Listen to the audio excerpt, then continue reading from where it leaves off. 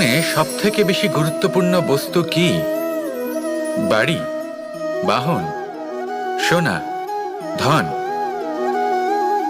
যদি আমি সত্যি বলি তাহলে জীবনে সবথেকে বেশি গুরুত্বপূর্ণ বস্তু কোনো বস্তুই নয়।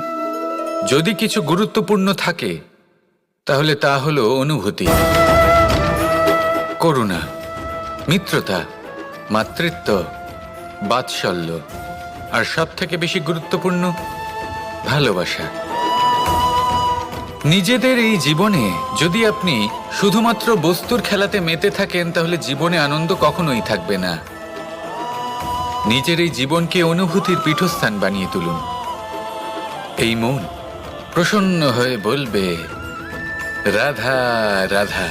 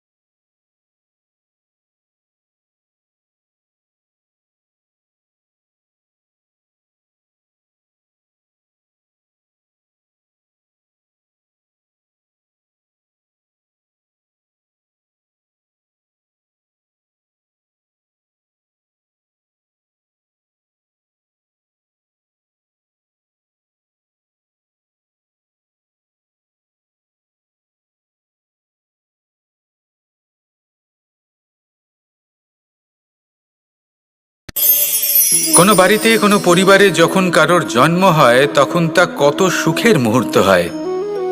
সেই ছোট্ট সন্তান যখন কিছুটা বড় হয় সে হাঁটার চেষ্টা করে, আর সেই প্রক্রিয়াতেও খুব বড় একটা শিক্ষা লুকিয়ে রয়েছে, ঠেলে দেওয়া। যখন আপনি হাঁটতে চান, সামনে এগোতে চান, তখন আপনি কি করেন? নিজের পায়ের তলার যে মাটি তাকে আপনি পেছনে ঠেলে দেন। ব্যাস, এই একই জিনিস তো জীবনেও শিখতে হবে। এবার যদি আপনি জ্ঞানের পথে অগ্রসর হতে চান তাহলে অজ্ঞানতাকে পেছনে সরিয়ে দিতে হবে। যদি আপনি প্রকাশের দিকে এগোতে চান তাহলে অন্ধকারকে পেছনে সরিয়ে দিতে হবে। যদি আপনি ভবিষ্যতে সফল হতে চান তাহলে অতীতের যে অসফলতাগুলিকে পেছনে সরিয়ে দিতে হবে। যে জল বইতে বইতে থেমে যায় তাকে আমরা নালা বলে থাকি, তার থেকে দুর্গন্ধ বের হয়। কিন্তু যে জল বইতেই থাকে তাকেই আমরা পবিত্র জল বলি। তাহলে আপনিও কর্ম করতে থাকুন, কখনো থামবেন না।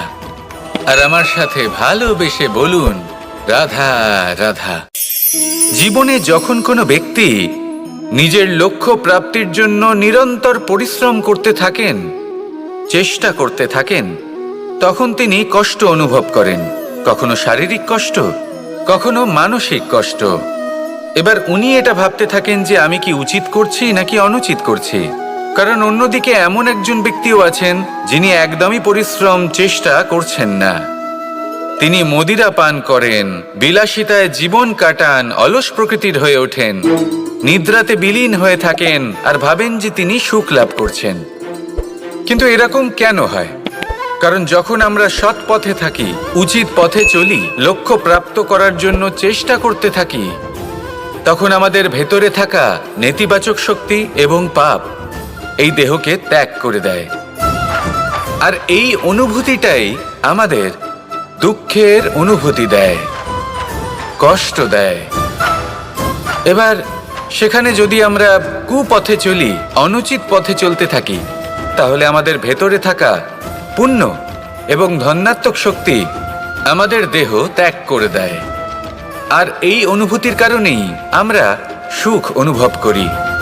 কিন্তু কখনো ভাববেন যে এই সুখ বেশি সময় পর্যন্ত থাকে না। সেই জন্য সবসময় মনে রাখবেন, যদি আপনি জানেন যে এটাই আপনার লক্ষ্য, এটাই উচিত পথ, শুভ পথ, তাতে নিরন্তরভাবে এগিয়ে যেতে চেষ্টা করতে থাকুন। এই কষ্ট আপনাকে সুখের পরাকাষ্ঠায় কখন পৌঁছে দেবে তা আপনি জানতেই পারবেন না। আসুন আমার সাথে ভালোবেসে বলুন, রাধা রাধা। এই সংসারের সব থেকে বড় যুদ্ধ কোনটা? দেব-অসুরের যুদ্ধ, যা অনেক বছর ধরে চলেছিল, নাকি রাম রাবণের যুদ্ধ, নাকি মহাভারত? না, সংসারের সব থেকে বড় যুদ্ধ হলো সেইটা যা নিজের সাথে লড়া হয়, নিজের মনের সাথে লড়া হয়, নিজের অন্তরের সাথে লড়া হয়। এটাই সব থেকে বড় যুদ্ধ। এবার নিজেই দেখুন আপনার সব থেকে বড় শত্রুকে। আপনার স্বার্থ, আপনার কামনাগুলি, আপনার অহংকারগুলি, যা আপনাকেই নষ্ট করে দেয়। যদি এদের ওপর আপনি বিজয় লাভ করতে পারেন, তাহলে ধরে নিন এই সংসারে সবার উপরে আপনি বিজয় লাভ করতে পারবেন। এই সংসারে কেউ আপনাকে পরাজিত করতে পারবে না। কিন্তু তার জন্য প্রয়োজন অনুভূতির। অনুভূতি ভালোবাসার, অনুভূতি অনুপ্রেরণার। যে ব্যক্তি ভালোবাসতে পারেন এবং প্রেরণা দিতে পারেন, তিনি চিরকাল জয়লাভ করতে পারেন। নিজের কাছে ভালোবাসার এক অস্ত্র রাখুন আর প্রেরণার এক ঢাল। জীবনে কেউ আপনাকে পরাজিত করতে পারবে না। আসুন আর আমার সাথে ভালোবেসে বলুন, রাধা রাধা। মানুষ জীবনে তিনটে কাজ অবশ্যই করে থাকে। কিছু দান করে, কিছু গ্রহণ করে, আর কিছু ত্যাগ করে দেয়। এটাও ভাবতে থাকে যে এটা করলে কিভাবে করবে। দেবার জন্য পর্যাপ্ত ধন নেই, নেবার জন্য সংসারে অত স্নেহ নেই, আর ত্যাগ করার জন্য জীবনে এত সুখই নেই, তাহলে কিভাবে করবে? আসলে আমরা বস্তুগত চাহিদা অর্জনে এত ব্যস্ত হয়ে পড়ি যে আমরা বুঝতেই পারি না যে কি নেবার আছে, কি দেবার আছে, আর কি ত্যাগ করার আছে। তাহলে আজ আমি আপনাকে বলেই দিই, মনে রাখবেন এই তিনটে গুরুত্বপূর্ণ গুণ, তিনটে গুরুত্বপূর্ণ কথা। দেবার জন্য আছে দান, নেবার মতো আছে জ্ঞান, আর ত্যাগ করার মতো আছে অহংকার। এই সংসারে এমন কখনোই হবে না যে আপনি কিছু একটা করলেন কিন্তু তার মূল্য আপনাকে দিতেই হলো না। যে কোনো কাজের জন্য, যে কোনো কর্মের জন্য আপনাকে মূল্য দিতেই হবে। প্রকৃতিও আমাদের এটাই শেখায়। আকাশে দেখুন সূর্যকে, প্রত্যেকদিন আমাদের প্রকাশ প্রদান করেন। এনাকে সূর্যনারায়ণ বলা হয়। ইনি কি মূল্য প্রদান করেন? নিজে জ্বলতে থাকেন। ধরিত্রী মাতা, এই ভূমি, ইনি কি মূল্য প্রদান করেন? প্রহার সহ্য করেন। আমরা এই ধরিত্রীতে প্রহার করে মাটি খুঁড়ে তাতে বীজ বপন করি, তবেই আমরা অন্ন লাভ করি, তবেই ফসল পাই। জীবনে যদি আপনাকে সফল হতে হয়, সম্মান পেতে হয়, যশ পেতে হয়, তাহলে আপনাকে মূল্য দিতেই হবে। যদি আপনি সাফল্য লাভ করতে চান, তাহলে দিন রাত আপনাকে ত্যাগ করতে হবে, যেখানে সমগ্র সংসার সন্তোষ অনুভব করছে, আর আপনাকে করতে হচ্ছে পরিশ্রম। যদি আপনি সম্মান প্রাপ্ত করতে চান, তাহলে আপনাকে সেই সুখ ত্যাগ করতে হবে যা সবার কাছে রয়েছে। যদি আপনি যশ লাভ করতে চান, তাহলে নিজের অন্তরকে মেরে ফেলা আপনাকে শিখতে হবে, তবেই আপনি যশ লাভ করবেন। জীবনে শুধুমাত্র ধন মূল্যবান নয়, কিন্তু এই যে মূল্যের কথা আমি বলছি, সেটা যদি আপনি দিতে পারেন, তাহলে নিশ্চিত রূপে এটা আপনাকে আরো মূল্যবান করে তুলবে, নিশ্চিত রূপে গড়ে তুলবে। তাহলে এটাই করুন আর আমার সাথে ভালোবেসে বলুন, রাধা রাধা। এই সংসারের সব থেকে বেশি সুখী কে? এবার কেউ বলবে সেই ব্যক্তি যিনি সব থেকে বেশি ধনী, যার কাছে সব থেকে বেশি ধন আছে, আভূষণ আছে, স্বর্ণ আছে। কেউ বলবেন কোনো রাজ্যের রাজা, কারণ তিনি শাসন করতে পারেন, তার আদেশ ছাড়া কোনো কাজ সম্ভব নয়, ইত্যাদি ইত্যাদি। এর উত্তর যদি আমি দিই, তাহলে এটুকুই বলবো, সংসারের সব থেকে সুখী ব্যক্তি হলেন তিনি যিনি সন্তুষ্ট। তার কাছে সন্তোষরূপী ধন আছে, যা তাকে সুখী রাখে। এবার এই সন্তুষ্টি সেটা কিভাবে আসে জীবনে? এটা আসে ধৈর্যের কারণে। ধৈর্যের এই অনুভূতি অত্যন্ত শক্তিশালী। এই ধৈর্যই কিন্তু আমাদের ধরিত্রীকে ধরিত্রী মাতা করে তোলে, কারণ ধরিত্রী মাতা ধারণ করেন, সহ্য করেন, ধৈর্য ধরেন এবং নিজের কর্ম করতে থাকেন। সেটা ধৈর্যই ছিল মাতা সীতার মধ্যে, যা রাবণের অন্ত করে দিল।